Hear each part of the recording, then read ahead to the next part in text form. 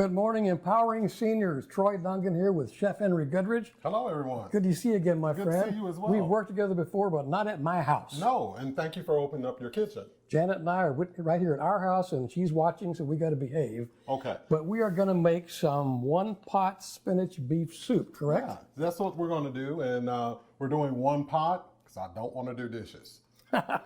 Yeah, because I'd be stuck with that, I'm afraid. Janet's not going to stand still for doing the dishes after we cook. Right. So now the deal is, all you seniors should have gotten this recipe with the packet that was mailed to you. If somehow that didn't happen, it'll be on the Empowering Seniors website. So I guess we should do this. What are we going to do first? Okay, first we're going to cook our beef. All right, but we also want to make sure that our beef is out at room temperature. We don't want to put a cold item in our hot pot. Okay. All righty, because we want that caramelization to get flavor, because flavor is key. All right, but while we're doing this, what I'm going to have you do is mince this garlic. Okay. So I wanted to give you that little small cleaver, smash it, and then chop it up, and then we're going to put a little pinch of salt on there. Okay. Just so you can get a little irritant to make it even nice and Now, my smooth. knife skills are not exactly my best attribute, so we have a medic standing by just in case. All right. That's okay. You'll be all right. You're in safe hands. So and chop this up little pieces. there you go. And we're going to kind of... You're doing good. You're doing good. No, I'm not. So while you're doing that, I want to take this ground beef here, and I'm going to go ahead and put it in our pan. Okay. Now, that's the sound we're looking for. Oh, yeah, that's a good sound.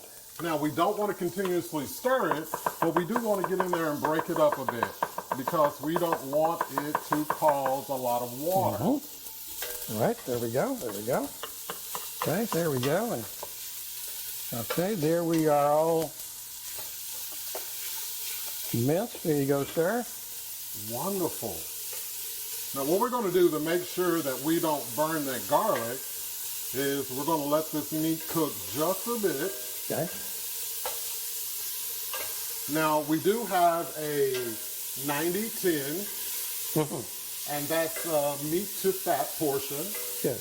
Okay, Chef, we've got a little bit of smoke in here, but that's okay because we got one of those smoke alarms that if it goes off, I just shout, "It's okay, I'm cooking pizza in here." So, And it okay, stops. okay. So I think we're going to be all right. Well, we got some nice brown Look at beef that. here Good, that's yeah. got some good color and flavor on it. And then don't worry about it sticking to the bottom. Okay. Because if it sticks to the bottom, we'll deglaze it when we add our broth. There you go.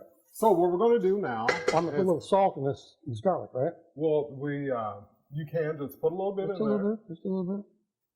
Okay, there we go. Now, what we're going to do is take all of our garlic Yep. and we're going to put it in here. And this way, we're not burning the garlic and causing it to be bitter.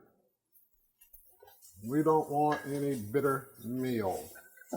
So, now once we start stirring that, get that around in there. Now you start smelling that garlic. So we know that we can move on to the next stage. Okay. So, now what we're going to do is grab our broth. Yes, sir. I got your broth right here. Now we're using beef broth with no salt at all. Unsalted, yeah. So we always want to do no salt or low sodium. There we go. I'm going to put this in here. Broth number Go 2. ahead and do the second There one. we go. Now, by using that lean meat, we're not having to take off any fat. Yes. All right, so we're getting this. Now, what I'm going to have you do is measure out half a teaspoon of the sweet basil. All right, I didn't know there was going to be math. Okay, teaspoon of the basil, which is this guy right here.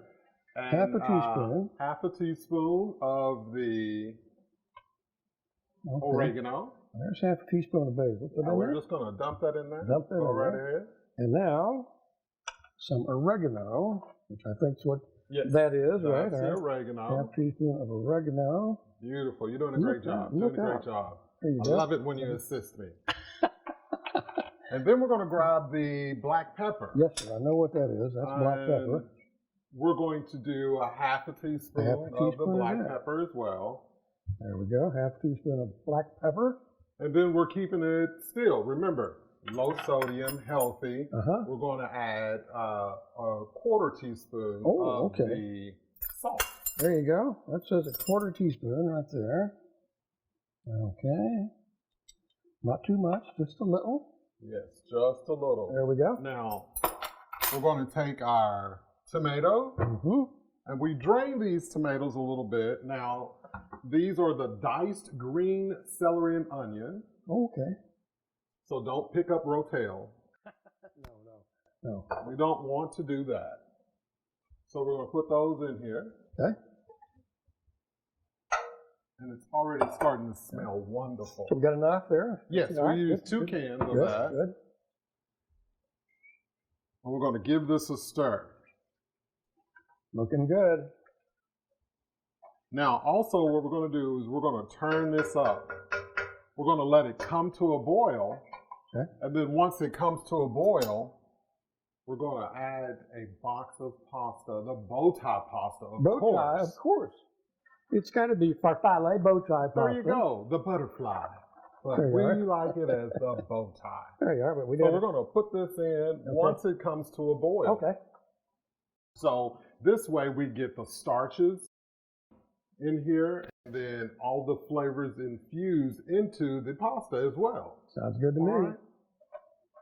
This is fun. So that's coming to a boil. We're going to go ahead and add that pasta. Perfect. Uncooked. Yeah. Now, if you do want to do this and have it just ready, you can cook the base and then cook the pasta separate. But you always want the pasta al dente, to the bite or to the tooth. Better to do it this way, right? Then you get a better chance of al dente. Everything you got is just the flavor is there.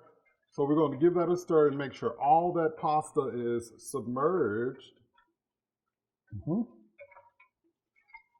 that's into looking our good. pot, isn't it? So, all right. Now. Okay, Chef Henry, next location. Ready? All right. Let's come do on this. this way. We're going to rip up the spinach. All right. Give me some spinach to rip up here. So we're just going to keep it rustic. We're going to rip up this spinach here. There you go. All righty. And then we're going to use the residual heat. There you go. When we get our pot over here, we'll use that residual heat to wilt our spinach. Tell me when to stop ripping. You're doing great. Keep ripping? Keep ripping. Keep ripping. Keeping on ripping. If you had a bad day, this would be an okay thing for you to do. Now, I don't want you to make it small and mince it. No. But I'm having a good day. Come on. All right. That's good. That looks That beautiful. good? That's just, get that big piece there, all right? There we go. Now we're cooking. Now, what I did also to kind of keep this with that rustic feel, we got some toast here. Yeah. And then we're going to take the garlic and we're going to rub this piece of garlic to make us some garlic bread. All right. Now look at that. You smell that garlic? Oh, yeah. It's just, smell that. It's beautiful. There you go. So we're just going to rub this on here. Oh. Uh-oh, that's okay. Fret not. We'll still eat it. That's okay. Now we just got an extra piece. There you go. All right. So we'll glue that back together. Excellent. All right. So you stay right here. I'll be right here when you get back I'll with go the get soup. that pot. All right. All right. So what we're going to do here, we got this nice residual heat I spoke of earlier. Yes, yeah. And we're going to take, look at that. We're going to take this and we're going to put our spinach in our pot. Oh, okay. All right. And we're going to use all this spinach. Okay. I don't think you could not have enough spinach That's or gonna enough cook garlic. down some anyway, right? Yes. Usually, all this would cook down to about roughly 1.5 cups of spinach. Yeah.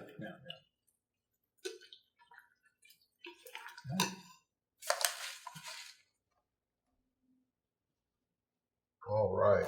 Look at all that. We're using that residual heat. Yeah. I'm going to keep all of it. I don't like to waste none of that Certainly not. spinach. We'll put that over here out of the way. get all this. Give that a stir and see that spinach cooking down. All that al dente pasta, tomatoes. Smelling good too. Oh, it's tasting good. So whenever you do cook, and I know you always get on me, I have utensils because we were in your kitchen. Sometimes we forget the spoons, but hey, you know. So I want you to try a bit of this.